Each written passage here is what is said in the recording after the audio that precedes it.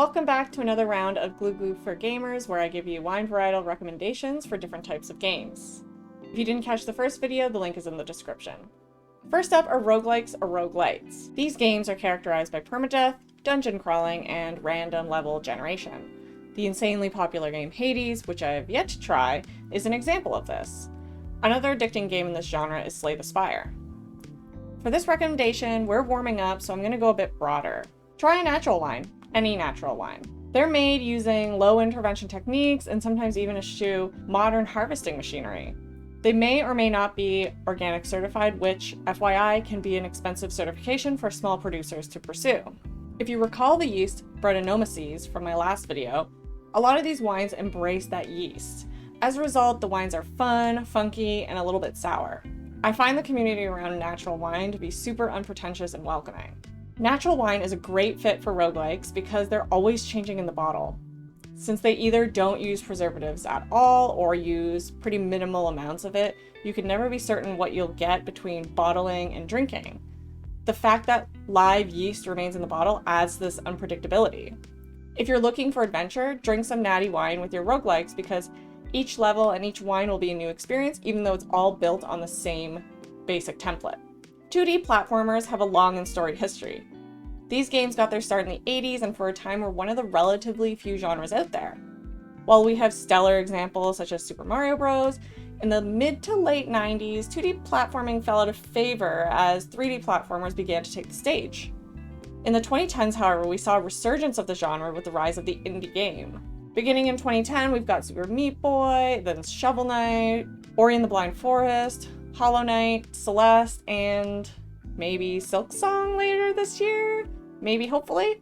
So for these games, the wine I'm going to recommend is probably going to be familiar to you, Chardonnay. In the 80s, big, oaky, and buttery were synonymous with Chardonnay. Often, winemakers went too far to cater to these trends, and as a result, there were a lot of overpowering chards and flabby examples, flabby meaning not enough acidity. In the 90s, there was a backlash known as ABC, anything but Chardonnay, and it fell out of fashion and was a bit maligned. Now, while I obviously wasn't drinking Chards during the 80s, I also thought I disliked Chardonnay as a whole because a few of the examples I had tried didn't click with me. I'm not into super oaky wines, and even until relatively recently, that was my stereotype of Chardonnay. In more recent years, though, we've been seeing a Chardonnay renaissance, which has resulted in a wider variety of balanced Chards. Now you can pick up Chardonnays, which are quite refreshing with a minerality on the nose, high acidity, or, Chards that still have the classic creamy mouthfeel without really overdoing it.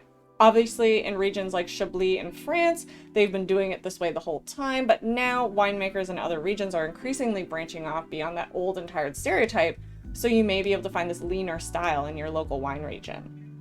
This is why I think Chardonnay would be the perfect spiritual accompaniment to your 2D platforming.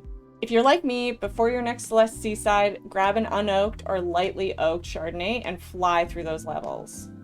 Rhythm games are, as the name suggests, games in which you press buttons to the beat. Dance Dance Revolution, Guitar Hero, Osu are all examples of this.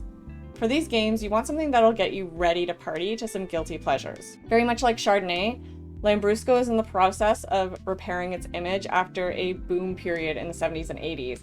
And I think to this day remains a bit of a guilty pleasure. In my mind, it's inextricably linked to the era of disco. Lambrusco is actually a family of 8 Italian grapes which are made into sparkling wine, which means there should be something for everyone. Lambrusco Salamino, for example, is often made into a sweeter wine. Lambrusco Grasparosa, though, is bolder and higher in tannins. They generally won't be too high in alcohol, so it would be good to drink over the course of the night on the virtual dance floor. Next, we have Western or American-style RPGs. This was a bit of a tricky one to define, as I think these games have crossovers with the adventure, open world, or first-person shooter genres. But let's group games like Diablo, Fallout, and Elder Scrolls in here. Unlike JRPGs, these are typically less linear and provide more flexibility in customizing your character. There also may not be turn-based combat. Meritage is an American style of wine. When I was first introduced to it, I thought it was pronounced Meritage, as I assumed it was French.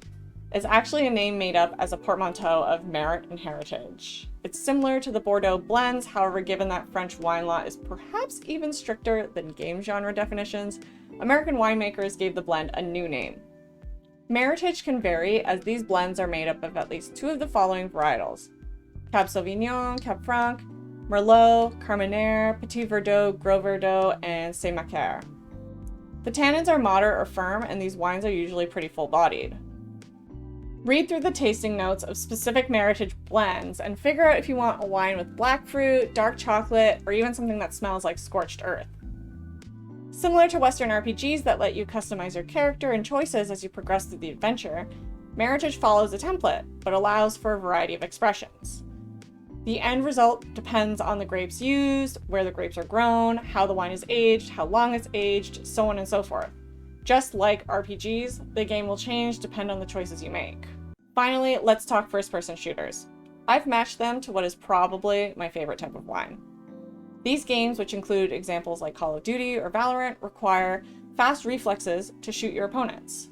For our wine, let me take you to a micro wine region in France's Loire Valley called Pouilly-Fumé, so named because of their wines which have smoky gunflint aromas.